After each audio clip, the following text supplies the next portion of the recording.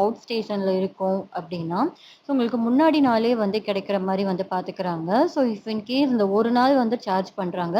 அப்படி உங்கனால குடுக்க முடியல அப்படின்னா, ஒரு 1 வீக் வரைக்கும் வந்து அவங்க வந்து அலோவ் பண்றாங்க. பட் எந்த டேமேஜும் இல்லாத மாதிரி பார்த்துக்கணும்.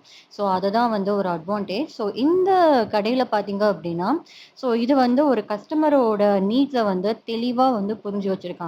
ஸோ நமக்கு வந்து எந்த லெவல்ல வந்து நம்ம வந்து ஒரு கம்ஃபோர்ட் பண்றது எல்லாமே வந்து இவங்களுக்கு சூப்பரா வந்து தெரிஞ்சிருக்கு. ஸோ இப்ப நாம வந்து என்ன பார்த்துட்டுருக்கோம் அப்டின்னா, ஸோ நான் வந்து அந்த மாடல் வந்து பார்த்துட்டுருந்தேன். ஸோ அந்த சிம்பிளா ஒண்ணு வந்து வாங்கலாம் அப்டின்ட்டு. ஸோ அதுல வந்து இந்த ஒரு டிசைன் தான் இருக்கு அப்டின்ட்டு வந்து ஷோ பண்ணிட்டுருந்தாங்க. பட் எனக்கு இந்த டிசைன் வந்து எனக்கு வந்து புடிக்கல.